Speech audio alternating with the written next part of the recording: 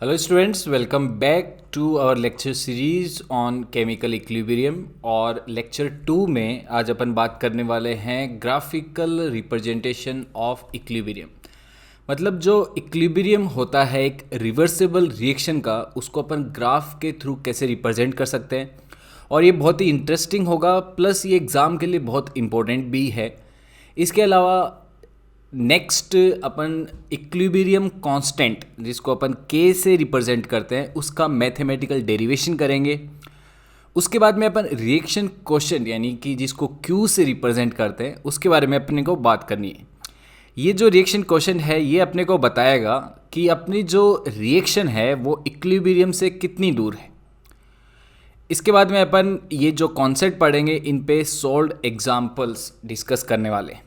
So guys, सबसे पहले अपन start करेंगे ग्राफिकल रिप्रेजेंटेशन ऑफ इक्विलिब्रियम। सो आज के लेक्चर्स को स्टार्ट करने से पहले कुछ प्रीरिक्विजिट डिस्कशन है जो अपने को करने चाहिए, जो अपने को पता होने चाहिए। सबसे पहला पॉइंट तो ये कि जो इक्विलिब्रियम होता है वो एक रिवर्सिबल रिएक्शन में स्टेब्लिश होता है। अपन एक जनरल रिएक्शन लिखते हैं जिसमें ए एक रिएक्टेंट है और बी भी एक रिएक्टेंट है, जो आपस में रिएक्ट करके सी और डी बनाएंगे। और जो मैंने स्मॉल लेटर में लिखे हैं वो इनके स्टोइकियोमेट्रिक कोफिशिएंट्स, मतलब ये एक बैलेंस्ड केमिकल रिएक्शन है। इसके अलावा ये एक रिवर्सिबल रिएक्शन भी है। सो इक्विलिब्रियम की स्टेट के बारे में अपन क्या बोलते हैं, इक्विलिब्रियम पे अपन क्या बोलते हैं कि जो रेट ऑफ फॉरवर्ड रिएक्शन है और जो रेट ऑफ बैकवर्ड रिएक्शन है वो बराबर हो जाती है। मतलब रिएक्शन की जो स्पीड है फॉरवर्ड डायरेक्शन में जाने की और रिएक्शन की जो स्पीड है बैकवर्ड डायरेक्शन में जाने की, वो इक्विलिब्रियम पे इक्वल हो जाती है। इसका मतलब ये है कि जितना रिएक्टेंट, ये अपने रिएक्टेंट्स हैं यहाँ पे, जितना रिएक्टेंट रिएक्ट करेगा इक्विलिब्रियम पे उतना ही रिएक्टेंट प्रोड्यूस हो जाएगा। मतलब जितना रिएक्टेंट कंज्यूम होगा उतना ही रिएक्टेंट प्रोड्यूस हो जाएगा, तो रिएक्टेंट की अमाउंट में कोई चेंज नहीं आएगा। इसके अलावा इक्विलिब्रियम पे जितना प्रोडक्ट बनेगा उतना ही प्रोडक्ट वापस डिसोशिएट हो जाएगा रिएक्टेंट में। मतलब रिएक्टेंट और प्रोडक्ट्स की अमाउंट में कभी भी चेंज नहीं आएगा एट इक्विलिब्रियम, और जिसको अपन रिप्रेजेंट करते हैं mathematically at equilibrium, rate of forward reaction becomes equal to rate of backward reaction. So ये अपने को पता होना चाहिए, एक बेसिक अंडरस्टैंडिंग है इक्विलिब्रियम की, जो कि एक रिवर्सिबल रिएक्शन में स्टेब्लिश होता है। ये इसके अलावा यहाँ से कंक्लूजन ये भी आता है कि जो इक्विलिब्रियम है वो दोनों डायरेक्शन से अचीव किया जा सकता है। मतलब अगर आप इस रिएक्शन का एक इक्विलिब्रियम स्टेब्लिश करना चाहते हैं तो इसको अचीव करने के दो तरीके हैं। या तो अपन रिएक्टेंट लें अपने कंटेनर में ए और बी लें, जो कि कुछ टाइम बाद में किस में कन्वर्ट हो जाएंगे, सी और डी में। इसके अलावा दूसरा तरीका क्या होगा कि अपन प्रोडक्ट्स यानी कि सी और डी कंटेनर में लें, कुछ टाइम बाद में ये किस में कन्वर्ट हो जाएंगे, ए और बी में। सो इक्विलिब्रियम को दोनों डायरेक्शन से अचीव किया जा सकता है। ये भी पॉइंट आज के डिस्कशन अपने को काम में आएगा। सो अगर अपन बोल रहे हैं कि इक्विलिब्रियम को दोनों डायरेक्शन से अचीव किया जा सकता है, इसका मतलब ये है कि इक्विलिब्रियम पे रिएक्टेंट भी होंगे और प्रोडक्ट भी होंगे, और इक्विलिब्रियम पे रिएक्टेंट और प्रोडक्ट्स की अमाउंट में, उनकी कॉन्सेंट्रेशन में, या बोला जाए उनके पार्शियल प्रेशर में कभी भी चेंज नहीं आता है अगर अपन रिएक्शन कंडीशंस जैसे temperature, pressure, volume, number of moles change ना करें तो। सो अगर अपन एक इक्विलिब्रियम की रिएक्शन पे कोई चेंज नहीं करेंगे, कोई एक्सटर्नल चेंज नहीं लेके आएंगे, तो एट इक्विलिब्रियम जो कॉन्सेंट्रेशन है रिएक्टेंट्स और प्रोडक्ट्स की वो चेंज नहीं होती है। सो अगर ये अपने को पॉइंट्स ध्यान में है तो अब अपन ग्राफिकल रिप्रेजेंटेशन के बारे में जान सकते हैं कि इक्विलिब्रियम को ग्राफिकली कैसे रिप्रेजेंट किया जाए। तो सबसे पहले अपन ये वाला ग्राफ देखते हैं जिसमें वाई एक्सिस पे कॉन्सेंट्रेशन लिया गया है और एक्स एक्सिस पे टाइम को प्लॉट किया गया है। और ये जो आर है ये एक कर्व है रिएक्टेंट्स का, और पी जो लिखा हुआ है ये वाला कर्व है प्रोडक्ट्स का। सो एक बार इस ग्राफ को अपन एनालाइज करते हैं। अगर अपन बात करें इक्विलिब्रियम की, तो रिएक्टेंट्स इक्विलिब्रियम पे कन्वर्ट होते हैं प्रोडक्ट में। तो इस तरीके से रिएक्टेंट प्रोडक्ट इक्विलिब्रियम में, इस तरीके से अपन इक्विलिब्रियम का एक जनरल रिप्रेजेंटेशन कर देते हैं। सो अगर प्रोडक्ट की बात करें तो प्रोडक्ट की जो टाइम इक्वल्स टू ज़ीरो है, यहाँ पे टाइम ज़ीरो है, मतलब जब रिएक्शन स्टार्ट नहीं हुई थी तो प्रोडक्ट की कॉन्सेंट्रेशन कितनी है, ज़ीरो। और टाइम जब ज़ीरो था तब रिएक्टेंट की कॉन्सेंट्रेशन की कोई एक पर्टिकुलर वैल्यू है। मतलब अपन ने इनिशियली क्या लिए हैं, अपन ने रिएक्टेंट्स लिए हैं। अब अपन धीरे धीरे टाइम को, जब टाइम इंक्रीज होता रहेगा, धीरे धीरे टाइम बढ़ता रहेगा, तो प्रोडक्ट की अमाउंट क्या हो रही है, धीरे धीरे क्या हो रही है, प्रोडक्ट की अमाउंट क्या हो रही है, इंक्रीज। इस टाइम पे ये अमाउंट थी, ये कॉन्सेंट्रेशन थी प्रोडक्ट की, और ये वाले टाइम पे ये अमाउंट है प्रोडक्ट्स की। तो अपन देख पा रहे हैं कि प्रोडक्ट की जो कॉन्सेंट्रेशन है वो धीरे धीरे इंक्रीज कर रही है। फिर एक ऐसा टाइम आ रहा है जब प्रोडक्ट की कॉन्सेंट्रेशन अब क्या हो चुकी है, कांस्टेंट। अब इसमें कोई चेंज नहीं आ रहा है। ऑलराइट, इस टाइम पे और इस टाइम के आगे प्रोडक्ट की कॉन्सेंट्रेशन में चेंज ऑब्जर्व नहीं हो रहा है। अगर अपन रिएक्टेंट की बात करें तो इनिशियली रिएक्टेंट का अमाउंट कुछ था, और अब रिएक्टेंट का अमाउंट यानी कि कॉन्सेंट्रेशन धीरे धीरे डिक्रीज़ हो रही है। डिक्रीज़ होते होते एक ऐसा टाइम आया जब इसकी कॉन्सेंट्रेशन यानी रिएक्टेंट की कॉन्सेंट्रेशन भी कांस्टेंट हो गई। तो इस ग्राफ को देख के अपन क्या बोल सकते हैं कि इनिशियली अपन ने रिएक्शन मिक्सचर में क्या लिए थे, रिएक्टेंट्स लिए थे, इसलिए रिएक्टेंट की कॉन्सेंट्रेशन ज़्यादा है और प्रोडक्ट की कॉन्सेंट्रेशन ज़ीरो है। धीरे धीरे रिएक्टेंट्स प्रोडक्ट में कन्वर्ट होना स्टार्ट हुए तो रिएक्टेंट की कॉन्सेंट्रेशन डिक्रीज़ होना स्टार्ट हुई। देखिए यहाँ पे अपन देख सकते हैं कि रिएक्टेंट की कॉन्सेंट्रेशन डिक्रीज़ हो रही है। जैसे जैसे रिएक्टेंट्स रिएक्ट करेंगे वैसे ही प्रोडक्ट फॉर्म होना स्टार्ट करेंगे, तो प्रोडक्ट की कॉन्सेंट्रेशन धीरे धीरे इंक्रीज़ कर रही है। अब देखिए एक ऐसा टाइम आ गया, ये वाला टाइम एक ऐसा टाइम आ गया जब दोनों की कॉन्सेंट्रेशन यानी रिएक्टेंट और प्रोडक्ट की कॉन्सेंट्रेशन हो गई कांस्टेंट। अब इनमें कोई चेंज नहीं आ रहा है। इसका मतलब ये कौन सा टाइम है, ये इक्विलिब्रियम का टाइम है। ये ऐसा टाइम है जब ये वाली जो रिएक्शन है इसने अपना इक्विलिब्रियम अचीव कर लिया है। सो अपन क्लियरली बोल सकते हैं कि ये जो ग्राफ है ये एक इक्विलिब्रियम की रिएक्शन को रिप्रेजेंट करता है। ऑलराइट, यहाँ पे एक चीज़ अपन नोटिस करेंगे कि जब इक्विलिब्रियम अचीव हो गया है तो ये वाली जो कॉन्सेंट्रेशन है, ये कॉन्सेंट्रेशन किसकी है, रिएक्टेंट की। और जब इक्विलिब्रियम अचीव हो गया है तो ये वाली जो कॉन्सेंट्रेशन है यहाँ पे, ये कॉन्सेंट्रेशन किसकी है, प्रोडक्ट की। सो यहाँ पे अपन क्लियरली देख सकते हैं कि रिएक्टेंट की कॉन्सेंट्रेशन प्रोडक्ट की कॉन्सेंट्रेशन से ज़्यादा है। सो एक पॉइंट ध्यान में रखेंगे कि इक्विलिब्रियम पे कोई रेस्ट्रिक्शन नहीं है कि रिएक्टेंट और प्रोडक्ट की अमाउंट किसकी ज़्यादा होनी चाहिए, किसकी कम होनी चाहिए, ऐसा कोई रेस्ट्रिक्शन नहीं है। और यही चीज़ अपन नेक्स्ट वाले ग्राफ में, सेकेंड नंबर के ग्राफ में देखने वाले हैं। देखिए सेम ग्राफ है, वाई एक्सिस पे कॉन्सेंट्रेशन को लिया गया है और एक्स एक्सिस पे टाइम को लिया गया है।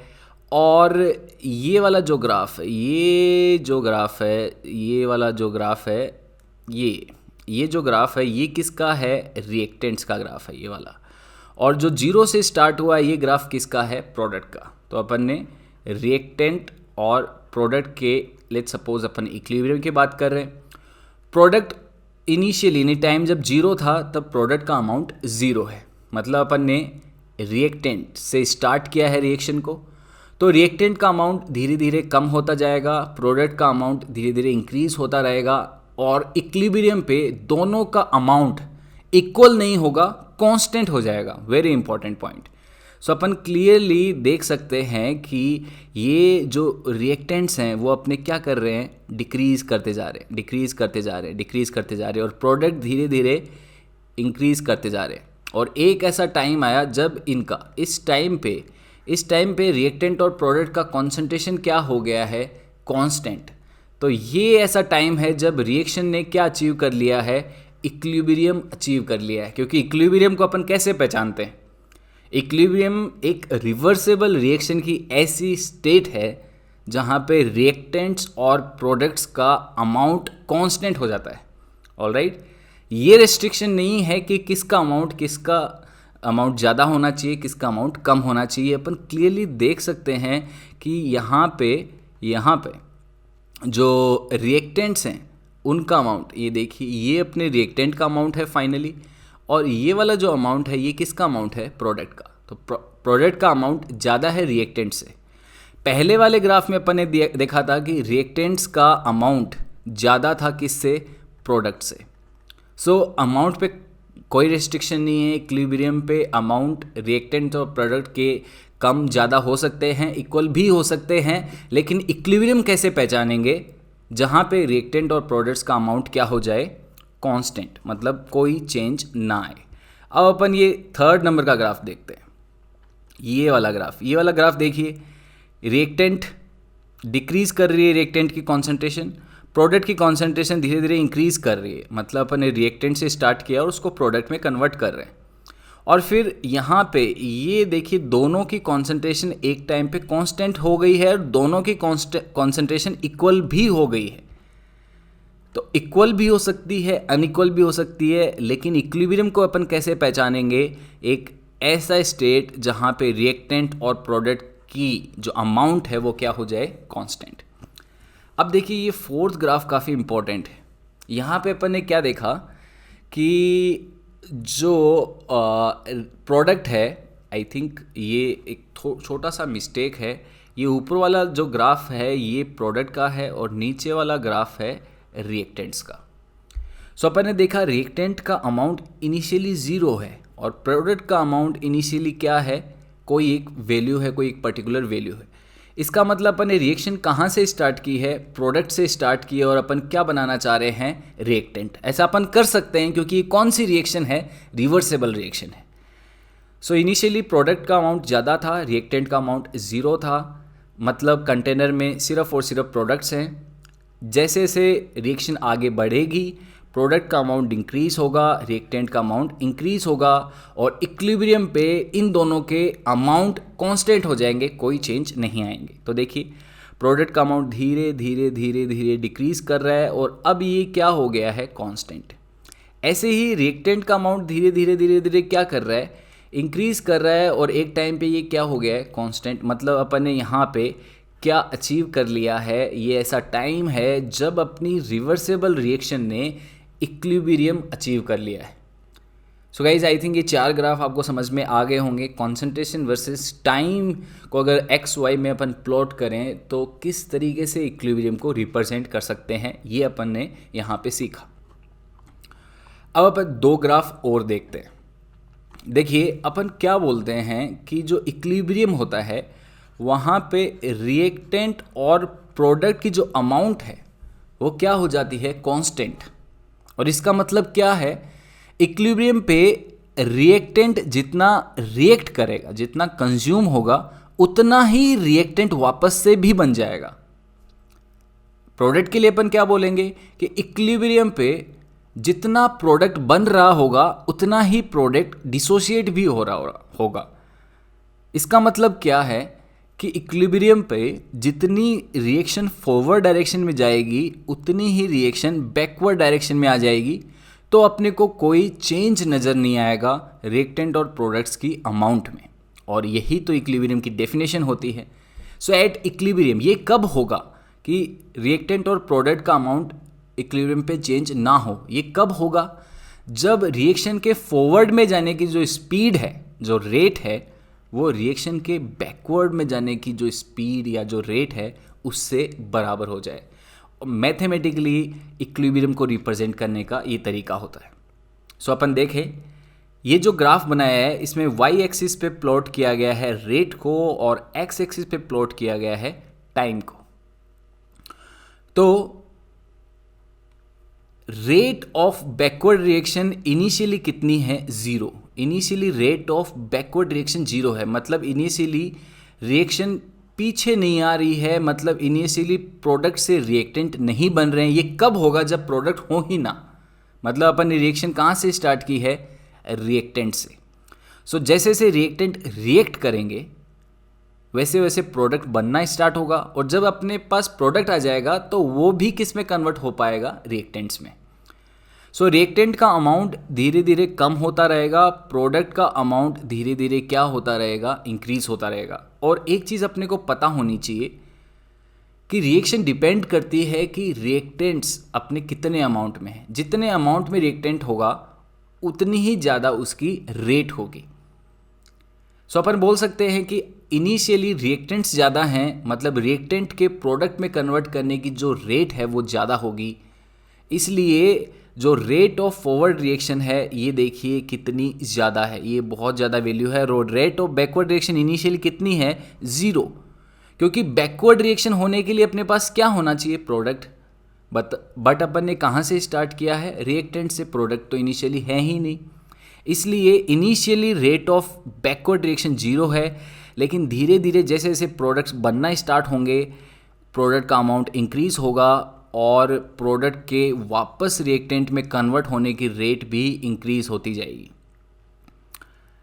अगर अपन रिएक्टेंट्स की बात करें, इनिशियली रिएक्टेंट्स बहुत ज़्यादा हैं, तो इनिशियली फॉरवर्ड डायरेक्शन में जाने की रेट, मतलब रिएक्टेंट्स के प्रोडक्ट में कन्वर्ट होने की जो रेट है वो बहुत ज़्यादा है, अपन क्लियरली देख सकते हैं। बट धीरे धीरे रिएक्टेंट्स रिएक्ट हो जाएंगे, कम होने लगेंगे, तो फॉरवर्ड डायरेक्शन की रेट भी धीरे धीरे क्या हो रही है, धीरे धीरे कम होती जा रही है।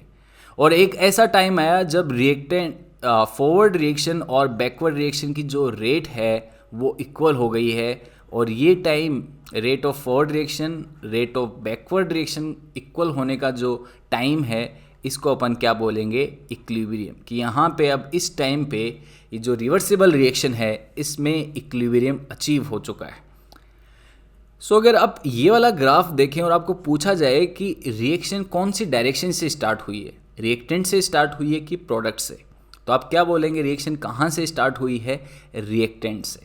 क्योंकि इनिशियली जो रेट है वो फॉरवर्ड रिएक्शन की रेट ज़्यादा है, इसका मतलब इनिशियली रिएक्टेंट्स हैं। बैकवर्ड रिएक्शन की तो रेट ही 0 है इनिशियली, मतलब इनिशियली बिल्कुल भी प्रोडक्ट नहीं थे। इस पॉइंट को और अच्छे समझने के लिए ये वाला अपन ग्राफ देखते हैं।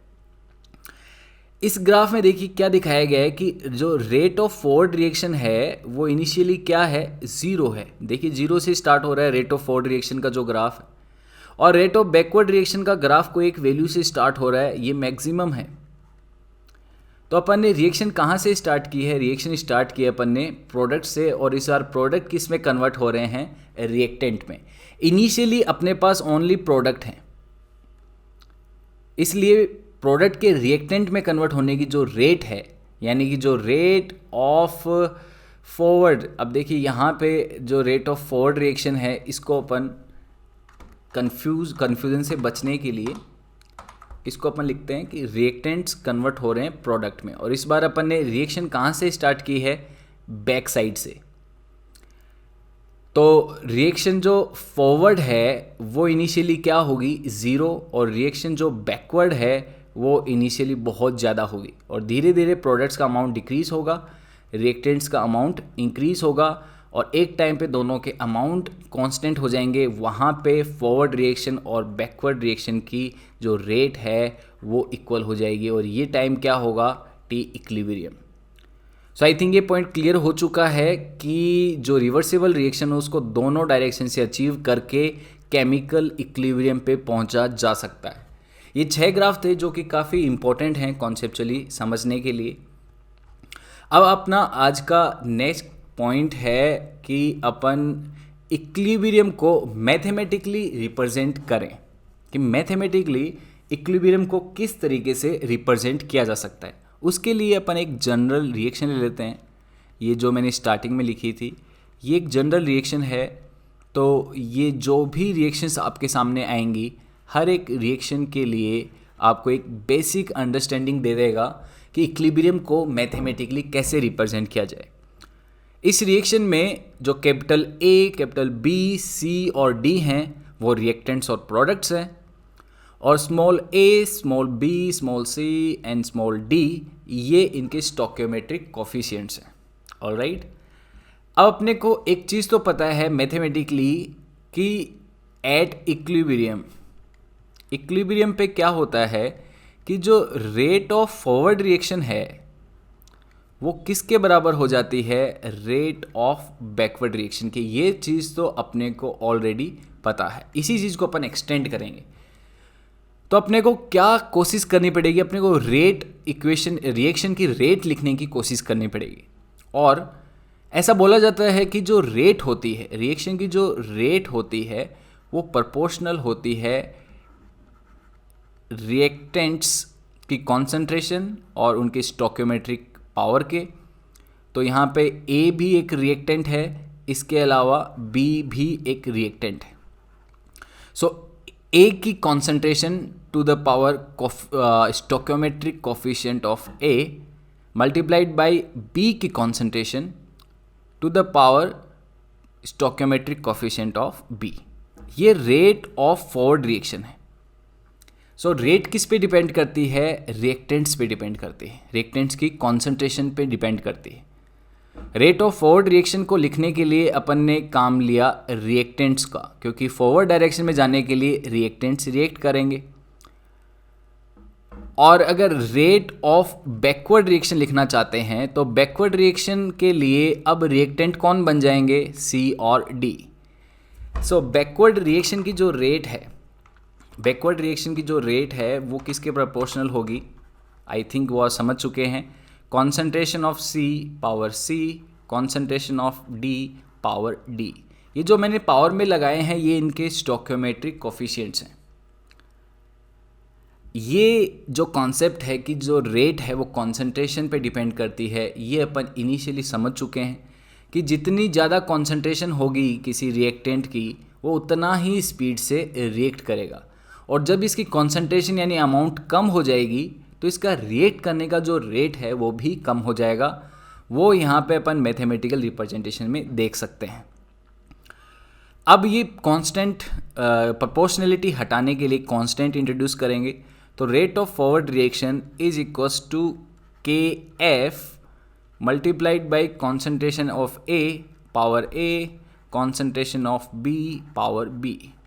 तो मैंने प्रोपोर्शनलिटी हटाने के लिए यहाँ पे ये वाला एक कांस्टेंट लगाया के एफ, इसको अपन बोलते हैं रेट कांस्टेंट, इसको अपन बोलते हैं रेट कांस्टेंट। इसके बारे में अपन ज़्यादा बात इस चैप्टर में नहीं करेंगे, इसके बारे में डिटेल में केमिकल काइनेटिक्स में अपन पढ़ेंगे। लेकिन आप याद रखें कि जो रेट कांस्टेंट है ये डिपेंड करता है टेम्परेचर पे और कैटलिस्ट पे। जब टेम्परेचर को इंक्रीज़ करते हैं तो रेट कांस्टेंट इंक्रीज़ कर जाता है, और अगर कैटलिस्ट होता है तो भी रेट कांस्टेंट इंक्रीज़ कर जाता है। अगर कैटलिस्ट नहीं है और टेम्परेचर कांस्टेंट है तो रेट कांस्टेंट भी एक कांस्टेंट होगा। ऑलराइट, अब अपन रेट ऑफ बैकवर्ड रिएक्शन को कैसे लिखेंगे, rate of backward reaction is equals to K B, rate constant for backward reaction, concentration of C power C, concentration of D power D। तो अपन ने रेट ऑफ फॉरवर्ड रिएक्शन और rate of backward reaction को लिखना सीख लिया। अब question ये है कि ये वाली जो कॉन्सेंट्रेशन है ये कौन से टाइम पे है, क्योंकि जब अपन ने रिएक्शन स्टार्ट कर दी है तो A और B रिएक्ट करेंगे, धीरे धीरे रिएक्ट करते रहेंगे और ये C और D बनाते रहेंगे, और एक टाइम पे जाके ये इक्विलिब्रियम पे आ जाएंगे जब ये दोनों रेट इक्वल हो जाएंगे। सो जब भी आपको रेट पता लगानी हो कि इस रिएक्शन की पर्टिकुलर टाइम t पर क्या रेट है फॉरवर्ड की और क्या रेट है बैकवर्ड की, तो अपने को क्या करना है, जिस टाइम पे रेट लिखनी है उस टाइम पे आप A, B, C और D इनकी कॉन्सेंट्रेशन पता कर लें।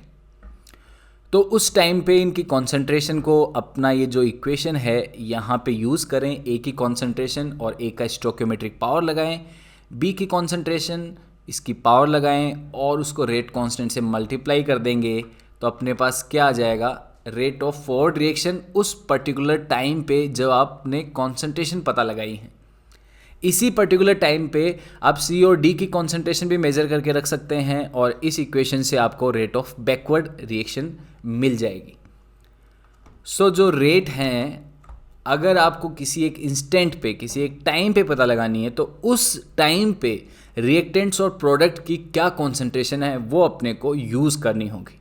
ऑलराइट, सो एट इक्विलिब्रियम पे क्या होता है, अपन काफ़ी देर से बोलते हुए आ रहे हैं, इक्विलिब्रियम पे क्या होता है, rate of forward reaction becomes equal to rate of backward reaction, यही तो अपन बोलते हुए आ रहे हैं। सो अपन क्या करेंगे, इक्विलिब्रियम पे ए बी सी और डी की कॉन्सेंट्रेशन पता लगा लेंगे। लेट्स सपोज इक्विलिब्रियम पे जब इक्विलिब्रियम अचीव हो गया है और अपने को पता है इक्विलिब्रियम अचीव होने पर कॉन्सेंट्रेशन में चेंज नहीं आता है। सो जब इक्विलिब्रियम अचीव हो गया है, अपन ने पता लगाया कि जो ए की कॉन्सेंट्रेशन है वो बन गई, इसको अपन ए की कॉन्सेंट्रेशन को ऐसे रिप्रेजेंट कर देते हैं, this is concentration of A at equilibrium and this is concentration of B at equilibrium, this is concentration of C at equilibrium and this is concentration of D at equilibrium। तो अपन ने क्या किया, equilibrium पे A B C और D reactants और product की concentration को एक्सपेरिमेंटली मेजर कर लिया। अब इक्विलिब्रियम पे रेट ऑफ फॉरवर्ड रिएक्शन अपन कैसे लिखेंगे, के एफ, अब ये तो चेंज नहीं होगा, rate constant for forward reaction, क्योंकि अपन ने टेम्परेचर भी चेंज नहीं किया है और कैटेलिस्ट भी नहीं रखा है।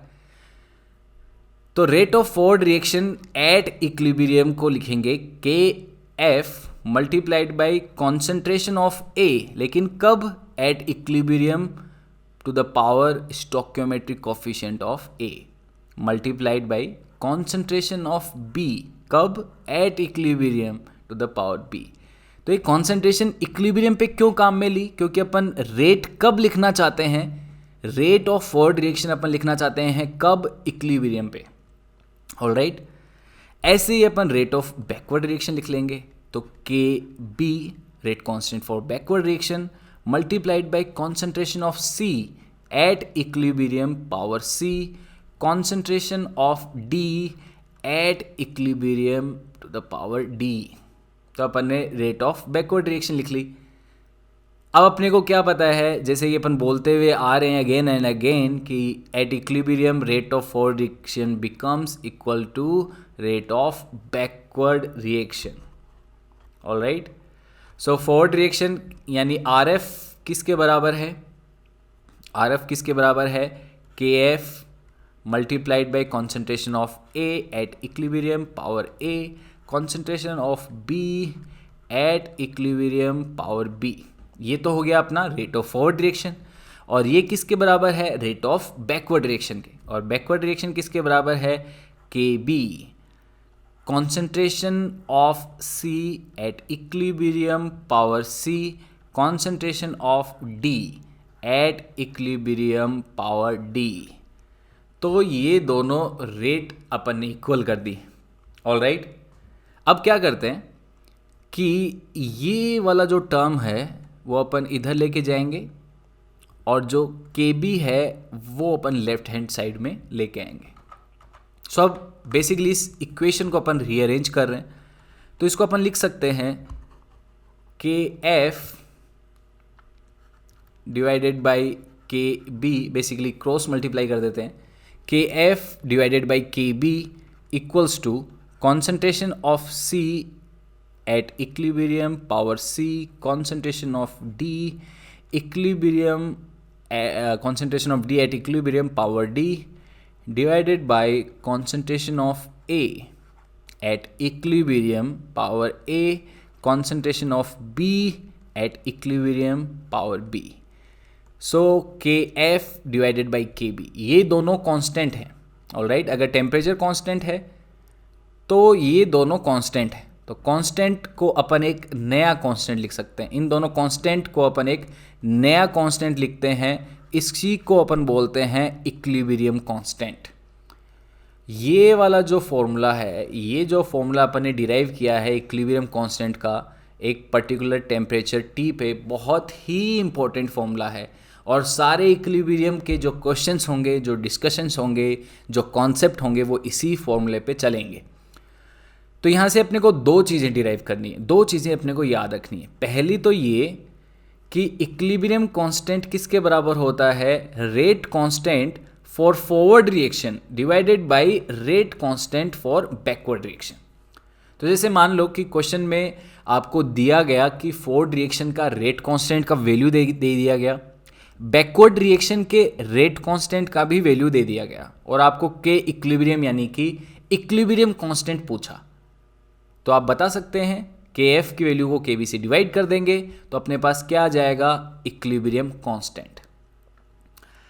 सो इक्विलिब्रियम, केमिकल इक्विलिब्रियम को मैथमेटिकल रिप्रेजेंट करने का तरीका अपने पास आ गया है, जिसको अपन क्या बोल रहे हैं, इक्विलिब्रियम कांस्टेंट। दूसरा, इक्विलिब्रियम कांस्टेंट का फॉर्मूला क्या होगा, equilibrium constant will be equals to concentration of C at equilibrium to the power C, concentration of D at equilibrium power D divided by concentration of A at equilibrium, just a second, concentration of A at equilibrium power A, concentration of B at equilibrium power B. All right. सो इसके लिए अपन एक example check करते हैं। Let's suppose अपने पास एक reaction है जिसमें N2 gas hydrogen gas से इक्विलिब्रियम स्टेब्लिश कर रही है अमोनिया गैस तक। ये अपने पास एक इक्विलिब्रियम की रिएक्शन दी गई है। अब अपने को इसका इक्विलिब्रियम कांस्टेंट लिखना है, तो अपन कैसे लिखेंगे, यहाँ पे NH3 प्रोडक्ट में है तो अपन देखिए कि इक्विलिब्रियम कांस्टेंट में ऊपर अपन प्रोडक्ट लिखते हैं और डिनोमिनेटर में अपन रिएक्टेंट्स लिखते हैं। तो प्रोडक्ट क्या है, अमोनिया, तो अमोनिया की कॉन्सेंट्रेशन अपन लिखेंगे कहाँ पे, इक्विलिब्रियम पे, और पावर क्या लगाएंगे, उसका स्टोइकियोमेट्रिक कोफिशिएंट। इसका मतलब जब भी आप इक्विलिब्रियम के क्वेश्चन से डील कर रहे हैं तो सबसे पहले रिएक्शन को बैलेंस करना बहुत ज़रूरी है। ऑलराइट, सो अपन ने रिएक्टेंट तो प्रोडक्ट तो अपना एक ही था वो लिख दिया, डिवाइडेड बाय अब रिएक्टेंट के लिए लिखेंगे तो कॉन्सेंट्रेशन ऑफ N2 और इसकी पावर कितनी आएगी 1, इसका 1 stoichiometric coefficient, multiplied by concentration of hydrogen और इसकी पावर कितनी आएगी 3। और ये कॉन्सेंट्रेशन कहाँ पे होंगी, वो इक्विलिब्रियम कॉन्सेंट्रेशन होनी चाहिए। तो ऐसा अगर आप कैलकुलेट करेंगे तो अपने पास किसकी वैल्यू आ जाएगी, इक्विलिब्रियम कांस्टेंट की वैल्यू अपने पास आ जाएगी। सो गाइस, अब तक अपन ने क्या सीख लिया है, केमिकल इक्विलिब्रियम की रिएक्शन को ग्राफिकली कैसे अपन रिप्रेजेंट करते हैं ये अपन ने देख लिया। इसके बाद में केमिकल इक्विलिब्रियम को मैथमेटिकली रिप्रेजेंट करने का तरीका, जो कि इक्विलिब्रियम कांस्टेंट जिसको अपन बोलते हैं, ये के इक्विलिब्रियम क्या है, इक्विलिब्रियम कांस्टेंट है और ये के इक्विलिब्रियम के एफ और के बी के बराबर है, K F divided by K B, जो कि किस पे डिपेंडेंट है, टेम्परेचर पे।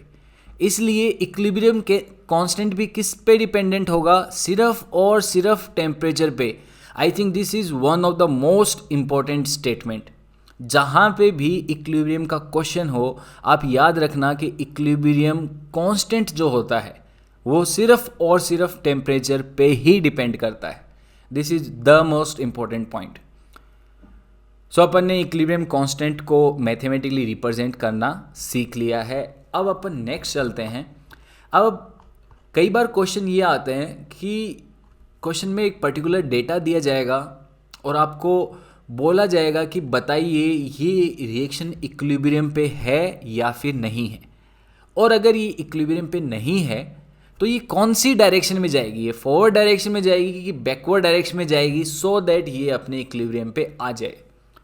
और इसको चेक करने के लिए अपन क्या करेंगे, इक्विलिब्रियम कांस्टेंट की जो वैल्यू है उसको अपन कंपेयर करेंगे Q से। अब ये Q क्या होता है, ये होता है रिएक्शन कोशेंट। Q को अपन बोलते हैं रिएक्शन कोशेंट। सो एक बार इसका अपन मीनिंग बाद में जानेंगे, पहले इसको मैं एक बार लिखना बता देता हूँ और इसकी सिमिलरिटी बता देता हूँ इक्विलिब्रियम कांस्टेंट से क्या है। सो इक्विलिब्रियम कांस्टेंट को अपन क्या लिखते हैं, कॉन्सेंट्रेशन ऑफ प्रोडक्ट्स के लिए लिखेंगे, concentration of C power C, concentration of D power D, ये मैं जनरल रिएक्शन के लिए लिख रहा हूँ, concentration of A power A and concentration of B power B। अब ये जो मैंने इक्विलिब्रियम कांस्टेंट लिखा है, इसमें जो रिएक्टेंट्स और प्रोडक्ट की कॉन्सेंट्रेशन है ये कब है, ये इक्विलिब्रियम पे पहुंचने के बाद की कॉन्सेंट्रेशन है। जब इक्विलिब्रियम पे रिएक्शन आ गई है उस समय की कॉन्सेंट्रेशन है। सो इसको तो अपन क्या बोलेंगे, what is this, this is के इक्विलिब्रियम।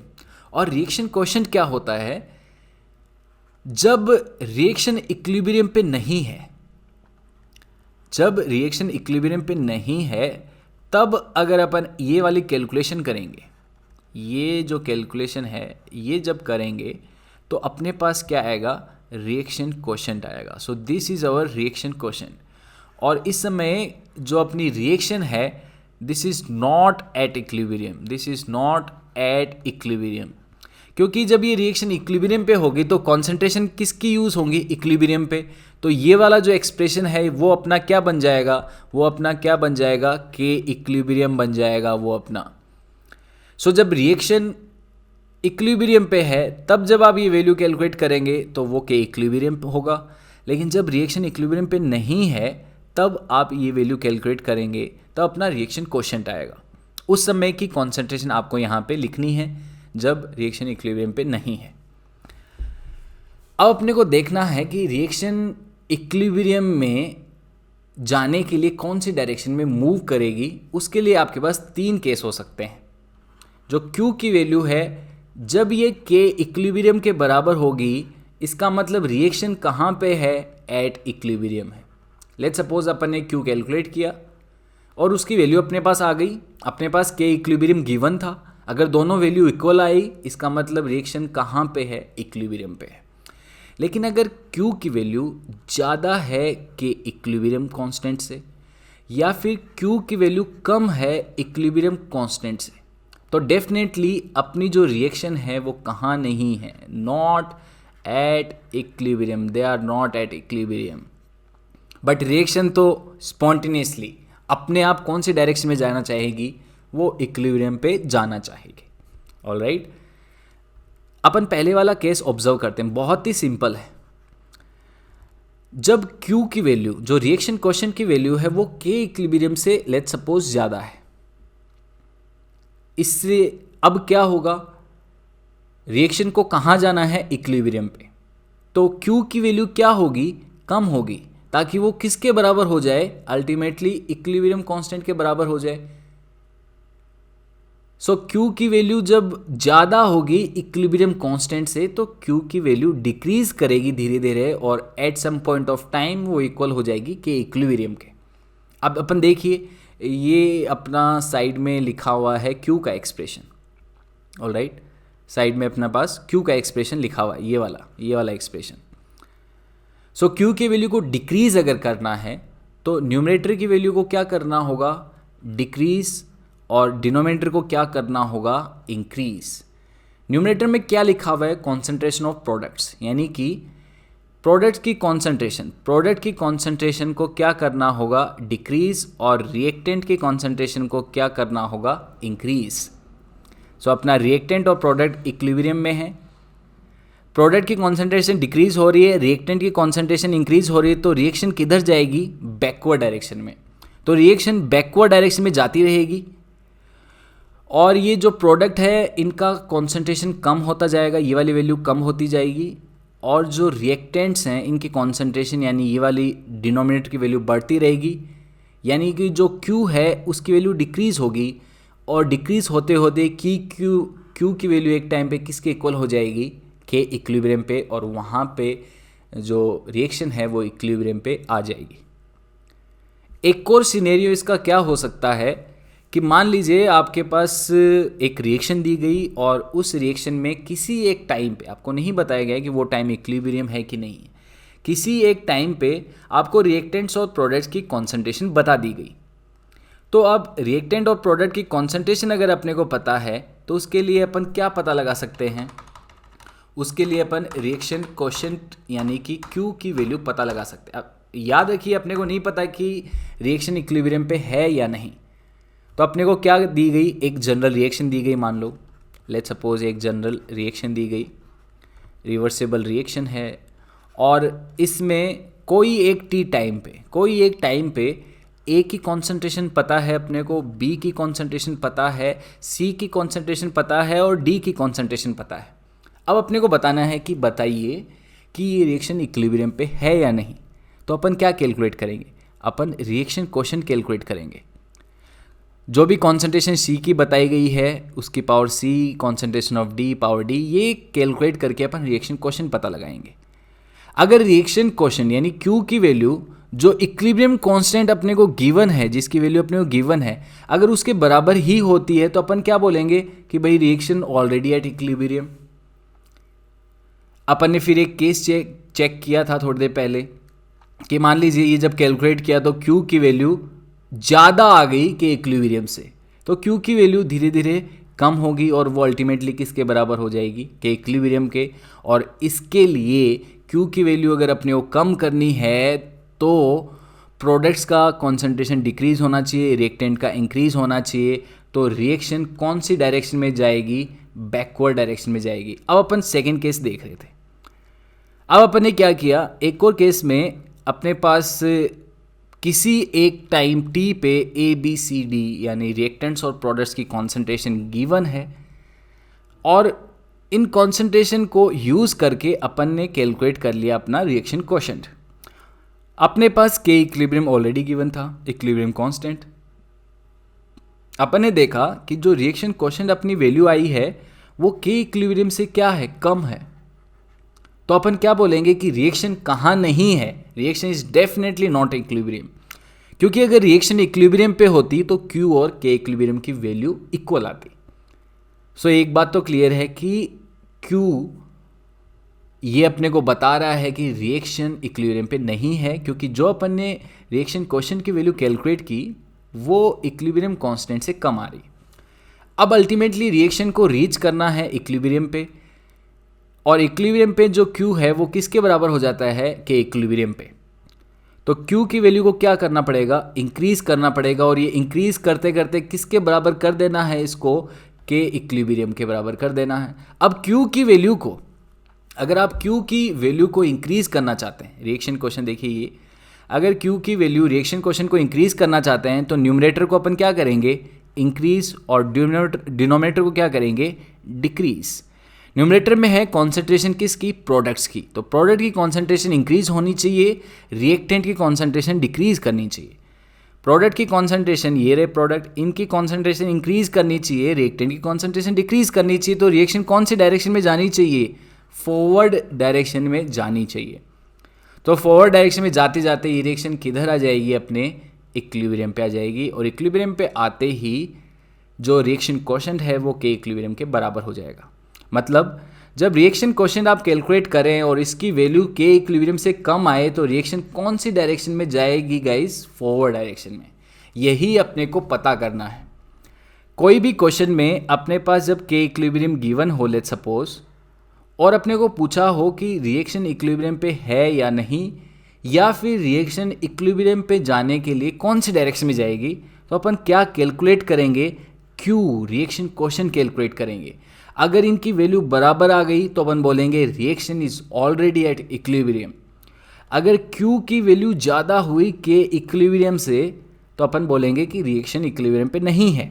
अब पूछ जाएगा कि ये कौन सी डायरेक्शन में जाएगी इक्विलिब्रियम पे जाने के लिए, तो अपने को पता है भाई Q को कम करना पड़ेगा, और Q को कम करेंगे तभी ये के इक्विलिब्रियम के बराबर होगा।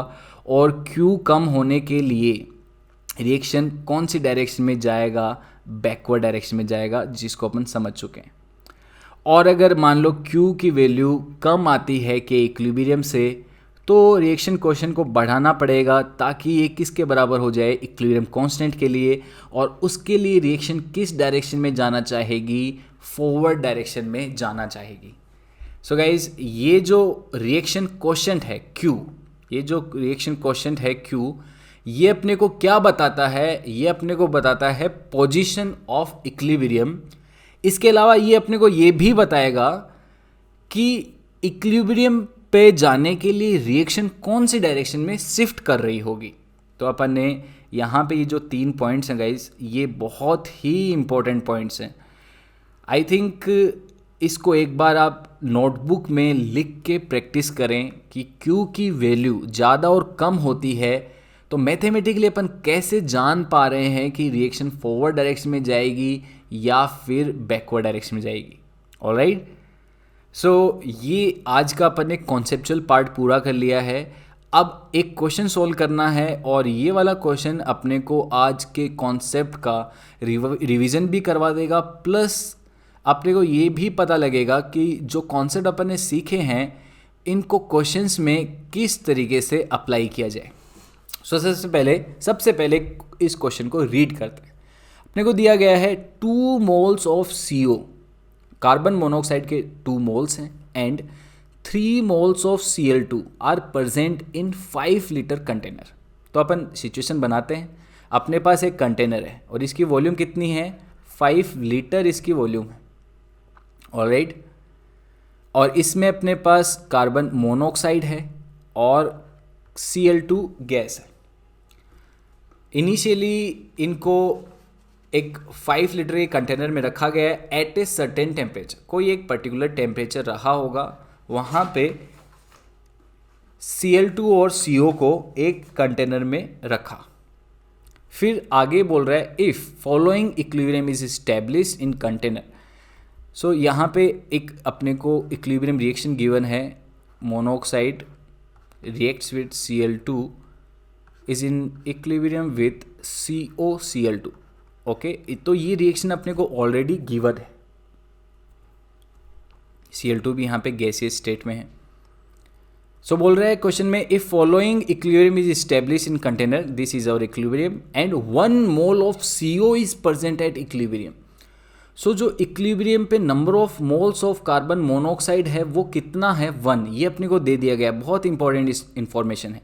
1 mole of CO is present at equilibrium, then find concentration of species at equilibrium and value of equilibrium constant। Alright, so देखिए इनिशियली यानी जब टाइम 0 था, इनिशियली अपने पास कार्बन मोनोऑक्साइड के कितने मोल्स हैं, 2 मोल्स हैं, और क्लोरीन के अपने पास कितने मोल्स हैं, 3 मोल्स हैं। ऑलराइट, ये इनिशियल कंडीशन है और ये कितने लीटर के वेसल में है, 5 लीटर वॉल्यूम वाले वेसल में इनको रखा गया है। अब CO और Cl2 धीरे धीरे रिएक्ट करेंगे और वो Cl2 में कन्वर्ट होंगे और एक ऐसा टाइम आएगा जब रिएक्शन आ जाएगी केमिकल इक्विलिब्रियम पे। अपने को बताना है जब रिएक्शन इक्विलिब्रियम पे आ जाए तो अपने को कॉन्सेंट्रेशन ऑफ स्पीसीज यानी कि CO Cl2 और CO Cl2 की इक्विलिब्रियम कॉन्सेंट्रेशन बतानी है।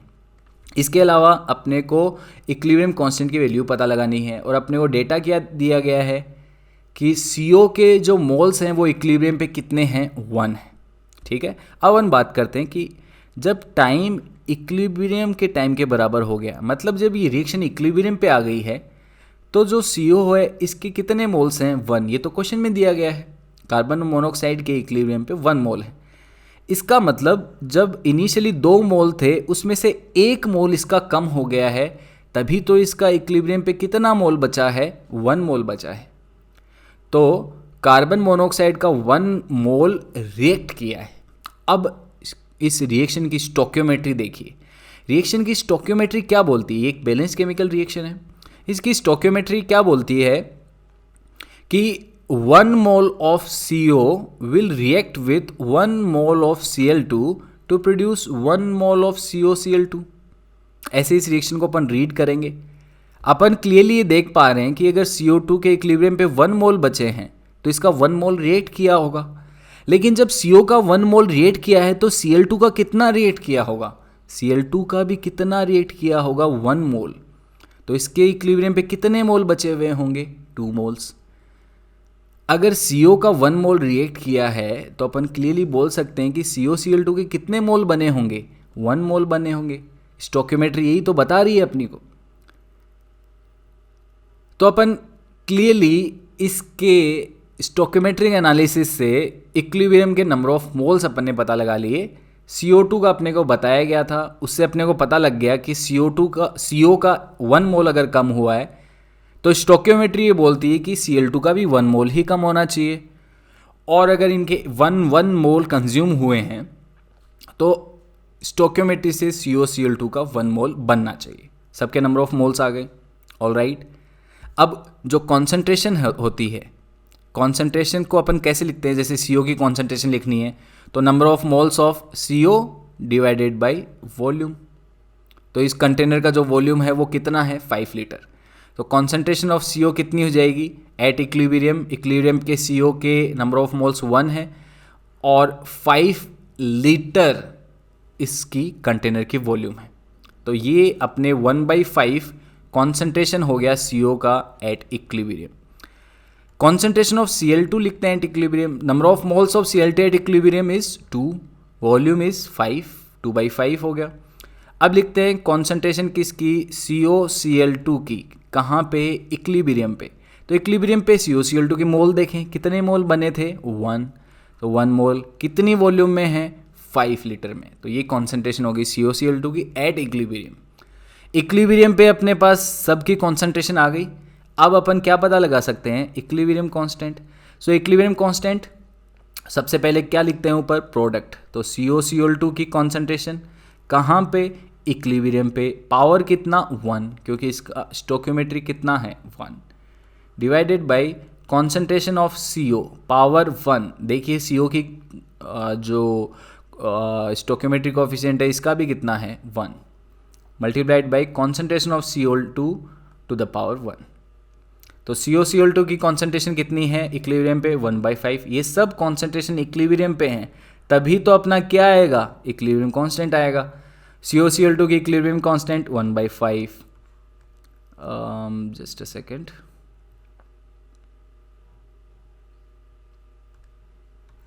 डिवाइडेड बाय CO की concentration at equilibrium is 1/5, Cl2 की कॉन्सेंट्रेशन एट इक्विलिब्रियम इज 2/5।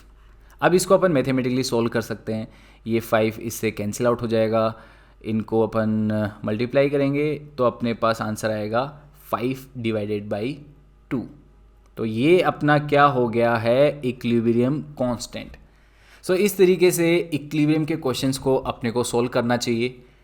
एक और वीडियो में मैं इस पे एक और क्वेश्चन डिस्कस करने वाला हूँ, काफ़ी कॉन्सेप्चुअल क्वेश्चन होगा। सो गाइस, इस वीडियो में जल्दी से एक बार रिवाइज करें तो अपन ने क्या क्या सीखा ये जान लेते हैं।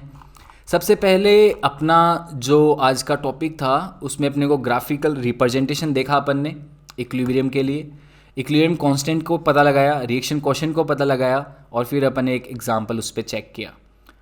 इक्विलिब्रियम कांस्टेंट के इक्विलिब्रियम को लिखने का तरीका क्या है, इक्विलिब्रियम कांस्टेंट को लिखने का जो तरीका है बहुत ही सिंपल है। देखिए ये रहा अपना फॉर्मूला। किसी भी रिएक्शन के लिए बैलेंस्ड केमिकल रिएक्शन होनी ज़रूरी है, तभी आप इक्विलिब्रियम कांस्टेंट सही लिख पाओगे। तो जो रिएक्टेंट्स हैं उनकी कॉन्सेंट्रेशन इक्विलिब्रियम पे लिखें और उनके पावर लगाएं स्टोकियोमेट्रिक कोएफिशिएंट से, डिवाइडेड बाय ऊपर आएंगे प्रोडक्ट और नीचे की तरफ आएंगे रिएक्टेंट्स।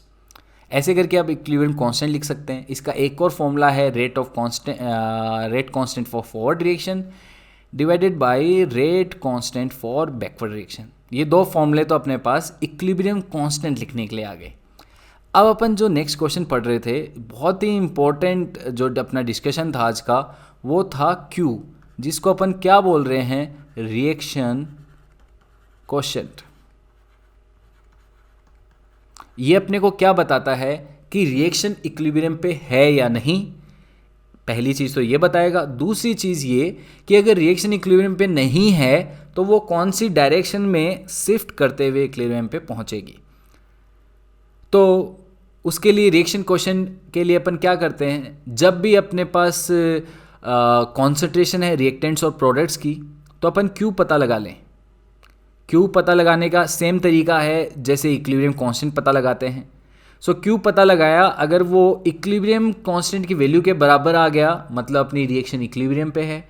लेकिन अगर Q की वैल्यू ज़्यादा आई इक्विलिब्रियम कांस्टेंट पे, इक्विलिब्रियम कांस्टेंट से, तो Q की वैल्यू कम होगी, तभी ये कहाँ पहुँचेगा, इक्विलिब्रियम पे। और रिएक्शन को तो इक्विलिब्रियम पे पहुँचना ज़रूरी है, तो Q की वैल्यू को कम करना है। Q की वैल्यू को कम करने के लिए रिएक्शन कौन सी डायरेक्शन में शिफ्ट होगी, बैकवर्ड डायरेक्शन में। मान लीजिए अपन ने Q कैलकुलेट किया और उसकी वैल्यू कम आती है इक्विलिब्रियम कांस्टेंट से, तो Q की वैल्यू को अपने को इंक्रीज़ करना पड़ेगा। और इंक्रीज़ करने के लिए रिएक्शन कौन सी डायरेक्शन में जाएगी, फॉरवर्ड डायरेक्शन में जाएगी और इक्विलिब्रियम को अचीव करेगी। तो रिएक्शन कोएफिशिएंट अपने को बताता है position of equilibrium, one of the most important concept.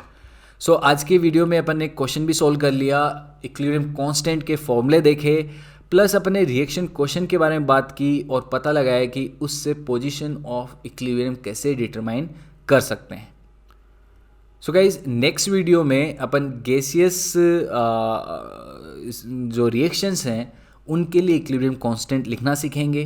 इसके अलावा सॉल्व्ड एग्जाम्पल भी आपको नेक्स्ट वीडियो में मिलने वाला है, जिससे कॉन्सेप्ट की क्लियरिटी बहुत अच्छे से हो जाएगी। Students, this is it in this video. I will see you in next video. Thank you very much.